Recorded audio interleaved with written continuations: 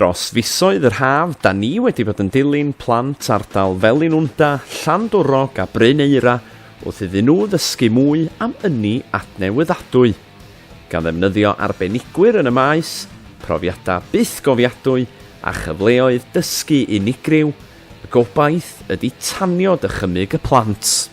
Cynllun peilot yw hwn ar hyn o bryd, ond y gobaith os yn llwyddiannus yw ailadrodd y prosiect mewn ardaloedd eraill yng Ngwynedd. Croeso i'r Ysgol Ynni. Yn ista ar gad bach, a un olwyn o gyrra fo. A wedyn oedd o ffordd bwffon o dan i ben o.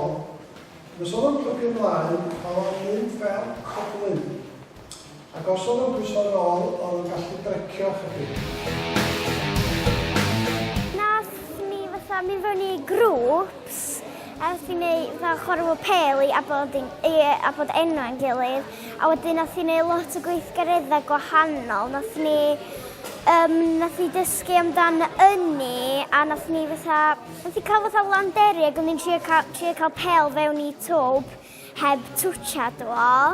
Wel, bwriad Ysgol Ynni ydi trio ysgu plant am sut i weithio mewn tîm, sgiliau allweddol. A hefyd dysgu nhw am egni adnewyddadwy.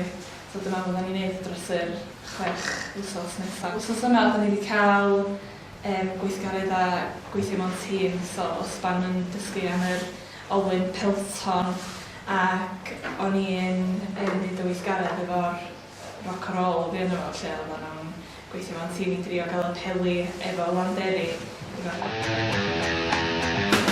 Mae'r pwynt gweithgaredd yma ydy i gydweithio mewn tîm i lenwi'r beipan i gael y bel allan ohono fo. Ond fel ydych chi'n gweld, mae yna dylla yn y beipan, felly mae nhw angen, rhai yn nhw angen roed yn bysu neu dwylo dros y dylla. Be maen nhw'n gwneud yma wan ydy cered dros y gors yn defnyddio matia, lle maen nhw'n cael nhw weithio fe'i gilydd yn cyfarthrebu ac yn cael nhw weithio fel tîm. Y syniad ydy bod i'w llaw neu troed nhw'n gorfod ar y matia ar unrhyw un amser. Yn ôl yn y dosbarth ac ynni disgyrchiant ydy'r pwnc dan sylw heddiw. Wsos dwytha gan ni ynni oedd yn cael ei gynhyrchu gyda chi. Ond wsos yma mae gyda ni ynni disgyrchiant hwnna. Pwy sy'n gwybod beth ydy'r disgyrchiant yma?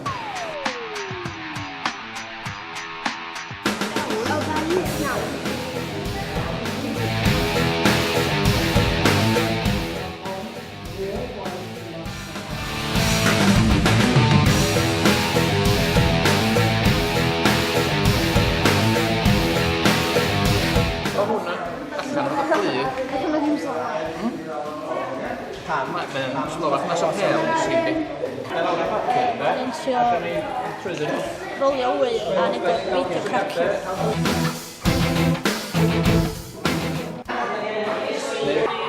Oedden ni'n gwneud ceil Lego ac oedden ni'n dysgu bod angen bod yn dena a ddim gorau bod yn drwm iawn, fel bod o'n mynd i gyflymach. Wedyn da ni'n rasio nhw a da ni'n teimio nhw fanna. Ac yr un cyflym ar hyn o bryd i'n gwylym achos mae o mwy ysgaf. Ar ôl lluo ar brofion cyffroes, mae'r amser i'r criw fynd yn ôl allan unwaith eto. A'r tro hyn, i Llanberis. Plan heddiw ydy, da ni'n fod yn gwneud bach o stwff gwyllgrefft. A'r syniad gobeithio sgynna ni ydy, dau brif beth ydy. Un, da ni'n drio gwneud tân yn defnyddio flint and steel a tân trwy ffrithiant. Da ni'n gwneud hynna i ddechrau, a da ni'n mynd draw i weld yr incline i wneud hynna. A wedyn, yn eich tima, fydda ni'n gosod chi mewn tima, byddech chi'n mynd ar daith gerdded o fama i lawr i fewn i coed Parc Padarn, lle fydda ni'n gosod y challenge i chi i adeiladu lloches. Beth da ni'n den? Bildio den yn union dyna. O iei. Yn defnyddio rhaffa, tarpolin ac yn y blaen.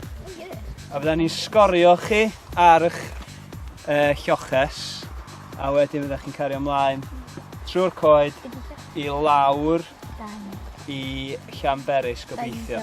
So da ni'n mynd i drio gwneud hynna, a dwi'n siŵr allan ni gael bron iawn i 100% bod pawb yn gallu gwneud o trwy ddefnyddio'r ffrint yn stil. Mae hein hyd ochra mynyddodd mae gyd, achos dyma'r ffordd o gynnyn nhw i ddod â ffwythi lawr. Be da ni'n neud yn Grona ydy edrych ar hein a gweld sut maen nhw'n gweithio mewn sgêl fach. So hwnna di'r tanwydd de. Da ni eisiau rhywbeth o fanna. Sef be mae'n neud, be mae matcha neu rhywbeth yn ei wneud. Ia, y gres. A be di'r darn dwytha da ni angen?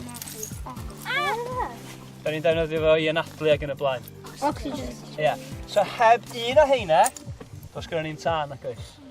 Da ni'n Llanberis a da ni'n neud tân a da ni'n mynd i neud dens. Un o fflint o'r stil a un rhan da ni'n defnyddio pren. Ac o un chwarel i un arall, ond y tro hwn, mae'r criw yn mentro o dan y ddaear. Da ni yng Nghwm Pen Machna heddiw, da ni'n mynd fyny i ddal y chwarel o dan ddaear i weld amball un clein a dysgu am treftaeth diwydiannol lleol yng Ngwynedd, dysgu am chwareli ac y ffordd o'n nhw'n defnyddio egni yn y chwareli o blaen. Felly os o'n ddiddorol gweld i ymateb nhw i weld o go iawn. Problem mawr oedd gyda'r cychwyn cloddio yn y darn yma oedd sut oedden nhw'n cario'r llechi o fama ar gyfer i'w allforio ar draws y byd. Parachute, ti'n meddwl? Be chi'n meddwl oedd y ffordd cyntaf nhw gario'r llechi o fama allan? Gynnu geir? 1814, ceffil, yn union, ceffil a trol. A be oedden nhw'n neud, oedden nhw'n mynd o'r ceffil a trol o fama, lawr y ffordd da ni wedi dod am Llanrwst ac i Trefryw, a wedyn nhw'n mynd ar Gychystem wedyn o fanna i lawr i Gonwy, a wedyn oedden nhw'n mynd allan i 4 ban byd. Da ni'n mynd ar rafft i fynd i ochr arall o cef.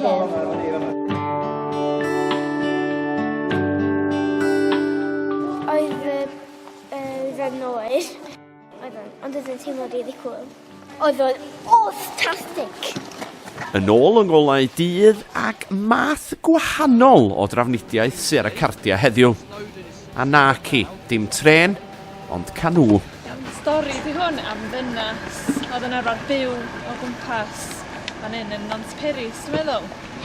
Ac be oedd y ddynas ma'n neud, oedd hi'n mynd â cychod llawn mwyna, achos oedd na pwll copr, dwi'n meddwl.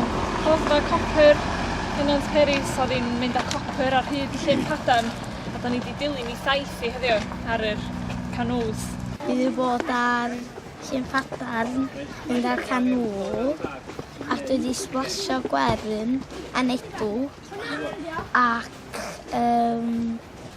gael hwyl.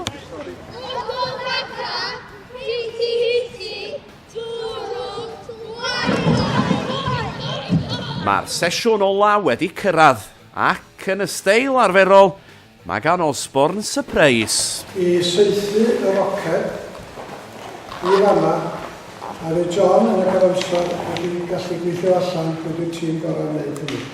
Okay? Da ni'n pwpio rhan yn o'r tank yma, a dyn pan dyn ni'n agor hwn, mae'r rocket sydd ar fyna yn ffrio.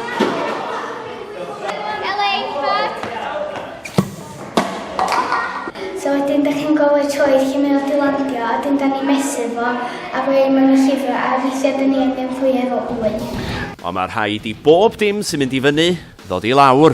Wedi bod yn gweithio ar y parachute, ac oedden ni yn tynnu rhaffa ac yn teimio faint pa mor gyflym oedd o'n mynd i lawr am eiliadau.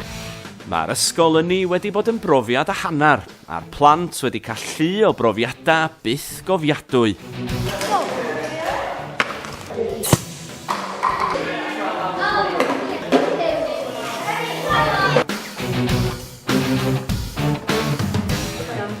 Ac yn hyn oll, mae'r cyffro ar ei gwyneba yn deud y cyfan.